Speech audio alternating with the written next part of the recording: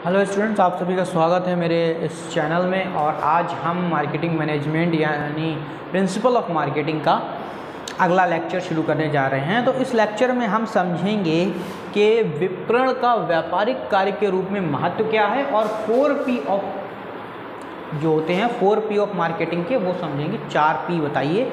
ये जो क्वेश्चन है ये काफ़ी बार या कह सकते हैं काफ़ी ज़्यादा बार क्वेश्चन जो है ना ये वाला पूछा जा चुका है। हमारे सिलेबस में है भी है और हमारे एग्ज़ाम पैटर्न के हिसाब से भी बहुत महत्वपूर्ण, जिसे आप ये कह सकते हैं कि ये वाला जो है ना ये वेरी इंपॉर्टेंट है। ये वाला जो क्वेश्चन है आपका ये वाला ये बहुत इंपॉर्टेंट है। तो वीडियो में आखिर तक बने रहिएगा और देखते रहिएगा। तो चलिए शुरुआत करते हैं हम अपने पहले टॉपिक से। जो हमारा आज का पहला टॉपिक है वो है हमारा विपणन का व्यापारिक कार्य के रूप में महत्व क्या है। विपणन का व्यापारिक कार्य के रूप में क्या महत्व है। तो विपणन का व्यापारिक कार्य के रूप में महत्व क्या है, उसका पहला जो है वो वस्तु नियोजन एवं विकास। देखिए, जब हम किसी भी चीज़ की मार्केटिंग करते हैं तो उसके लिए क्या ज़रूरी होता है कि उसका नियोजन और उसका विकास, यानी उसकी प्लानिंग और उसका डेवलपमेंट। और ये हम तभी कर सकते हैं जब हम मार्केटिंग के बारे में जानें, मार्केटिंग को समझें। अगर हम मार्केटिंग करना चाहते हैं तो सबसे पहले हमें प्लानिंग और दूसरा उसका विकास, उस वस्तु का विकास करना होगा। तो हमारा पहला महत्व क्या है इसके लिए कार्य के रूप में कि पहले हमें उसका नियोजन करना पड़ेगा और फिर उसका विकास करना पड़ेगा। हमने इसको इसमें लिख भी दिया है, हमारा प्लानिंग कहाँ गया, प्रोडक्ट प्लानिंग एंड डेवलपमेंट मैंने शॉर्ट में लिखा है। अगला है विक्रय।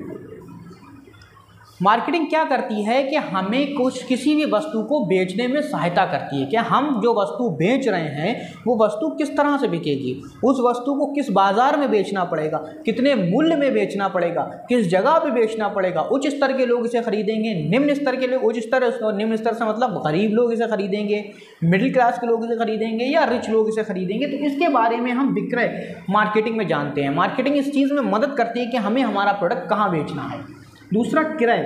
मार्केटिंग इस बात में मदद करती है कि जो हम प्रोडक्ट बना रहे हैं उस प्रोडक्ट को बनाने के लिए जो हमारी कॉस्ट आएगी, जो हमारा रॉ मटेरियल आएगा, वो हमें कहाँ से क्रय करना है। जैसे मान लो आज मैं अपने शहर में कोई फैक्ट्री डालूँ अपनी, तो उस फैक्ट्री में बनने वाले प्रोडक्ट के लिए कच्चा माल मैं कहाँ से खरीदूंगा, कानपुर से खरीदूंगा, लखनऊ से खरीदूंगा, दिल्ली से खरीदूंगा, बम्बई से खरीदूंगा, कहाँ से खरीदूंगा, इस बारे में मुझे सोचना पड़ेगा। और जहाँ कम प्राइस में अच्छा माल मिलेगा मैं वहाँ जाकर खरीदूंगा।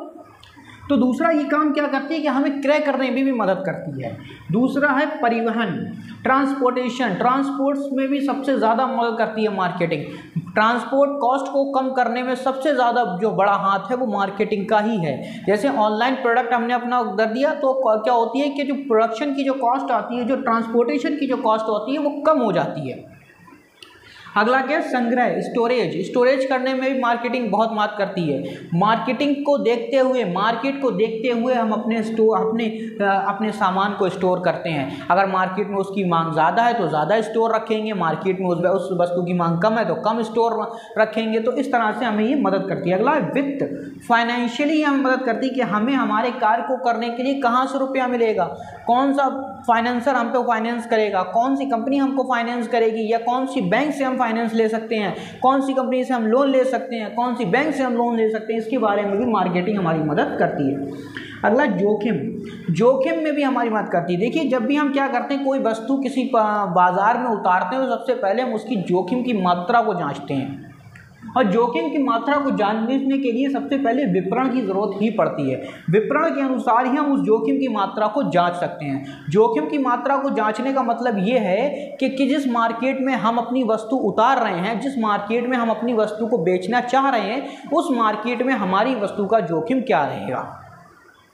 तो ये थे हमारे व्यापारिक कार्य के रूप में विपणन के महत्व। तो अगला है हमारा प्रोडक्ट 4Ps। वैसे होते 4P है लेकिन मैंने यहाँ 5P लिखे हैं। मैंने 5P क्यों लिखे, इसका एक रीज़न है।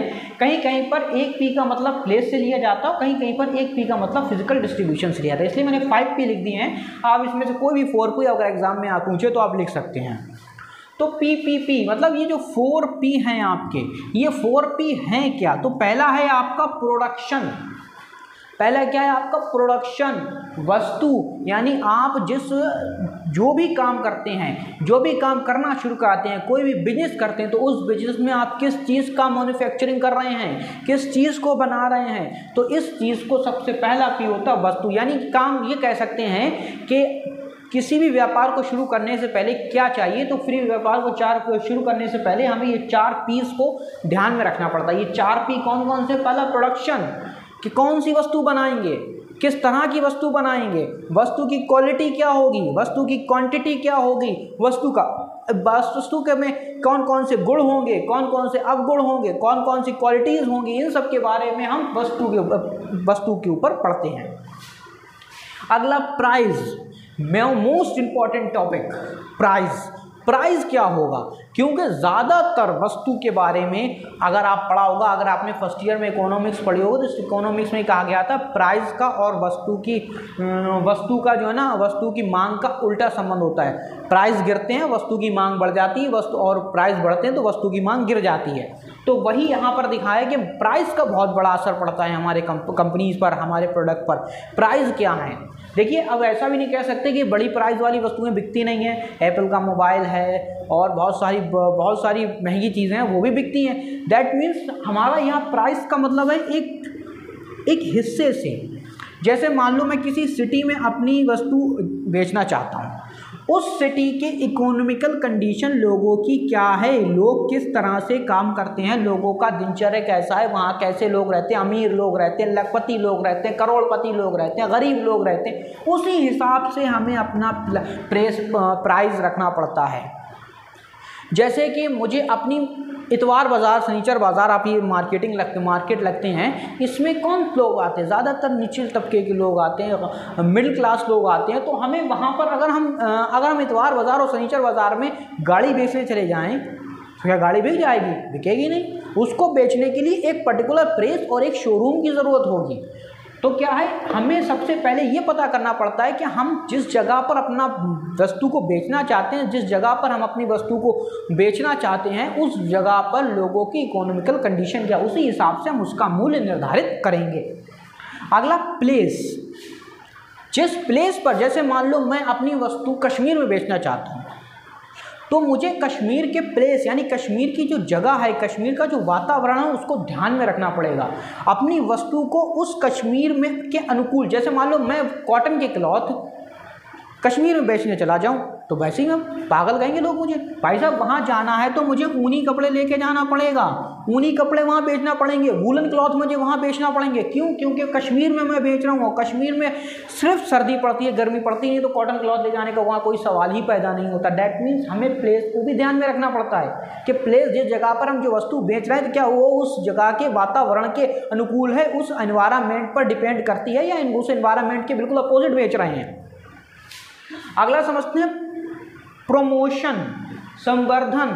हम अपनी वस्तु का प्रमोशन किस माध्यम से करेंगे? टीवी पर ऐड चलाएंगे, मोबाइल पर ऐड चलाएंगे, अखबार में ऐड देंगे, या फिर पर्चे बढ़वाएंगे, पंपलेट बढ़वाएंगे, या बैनर छपवाएंगे, इस पर भी ध्यान देना पड़ता है। अगला है हमारा फिजिकल डिस्ट्रीब्यूशन। क्या होगा, हम कहाँ कहाँ डिस्ट्रीब्यूट करेंगे वस्तुओं को, किस तरह से रिटेलर को हम अपनी वस्तु सौंपेंगे, किस तरह से हमारी वस्तुएं अंतिम उपभोक्ता यानी कस्टमर तक पहुँचेंगी, इन सब के बारे में हम भौतिक वितरण में पढ़ते हैं। तो आई होप आपको ये पूरा टॉपिक समझ में आया होगा, और अगर आपको इसकी PDF चाहिए तो आपको नीचे दिए गए नंबर पर फ़ोन करना होगा, मैं आपको PDF अवेलेबल करवा दूँगा इन सारी चीज़ों की। सो आज की वीडियो में इतना ही, मिलते हैं अगली वीडियो में। Thank you very much.